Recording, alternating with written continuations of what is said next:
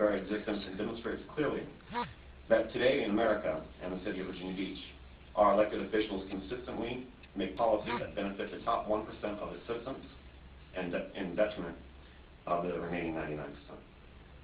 While our message has been temporarily subdued, we are here to remind this council that we represent a large majority of constituents and we aren't going away.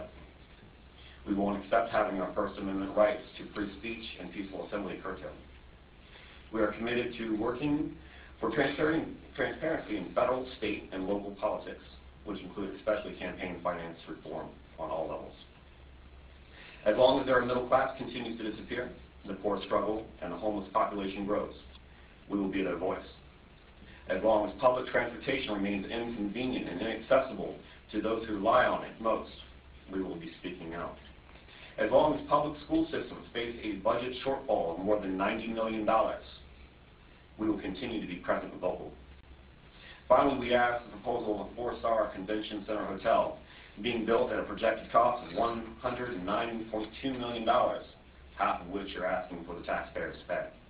Although from a TIP fund, we still contribute to that fund. Is to be shelved until other more pressing quality of life issues be addressed and resolved, providing to all as the city of Virginia Beach, we do have a voice, whether millionaires or not. I'm finding it appalling that we would rather be concerned with taxpayer funding for a hotel that runs the possibility of increasing taxes in the surrounding area as well as concluding with other small businesses. We should be ashamed of ourselves and concerning with this. Our children are more important. I ask you to wind down, please. Not a problem. Again, we are a city first, a resort second.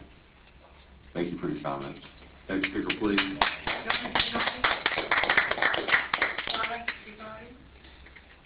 She's not present. Next speaker. Van Dorstein. We welcome you tonight. Thank you. Good evening, everybody. I'm here today to talk about the final draft that the Beaches and Waterways Commission put forth.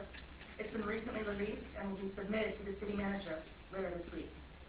This document has dramatic impact on myself, as well as 86 other single-family homes in my neighborhood, specifically those along the proposed truck route. In the final draft, the Commission states that, in conclusion, when the Commission considers all of the adverse impacts on the surrounding neighborhoods associated with Maple Street, the very severe financial burden and loss of quality of life for residents of the Long Creek Cove neighborhood and the industrialization of a serene vista, compared with the minor impacts associated with a site along Long Creek on Lynnhaven Drive, we strongly recommend that the Long Creek Lynnhaven site be used, and for the Long Creek, that the Lynnhaven site be used as the DMTS location for that service area. Additionally, due to superior advantages of the Long Creek Lynnhaven Drive site for barge handling, road access, mechanical transport ease, and the absence of site impacts, the Commission recommends that Council considers directing the removal of Maple Street from further consideration as a dredge material transfer station to support the neighborhood SSD program now or in the future. That verbiage made us very happy, but we don't understand what's coming next. I and my neighborhood and my neighbors commend the Commission for understanding the impacts to the residential areas, and we're grateful that that verbiage is in there. However, we're asking the Council honor that recommendation when it comes to you, to remove Maple Street from the site list entirely. We are asking you not to let city staff make that decision. We've asked repeatedly, and no one can definitively answer, what is the process of this going forward? How is this to be decided? And by whom? Surely the public has a right to know. We are asking for the protection of our property rights, our right for peaceful enjoyment of our residentially zoned neighborhood. Use the alternative site that's already owned by the city, that is already zoned commercial, and keep our community residential. Thank you. Thank you for your comments. Next speaker, please.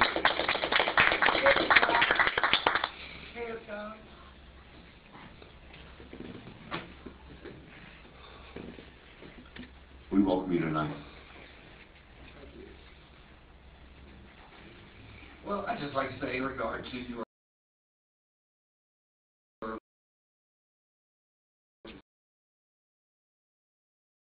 hotel, apparently the 9 of you think that we are. City Council is not a bank. The process, public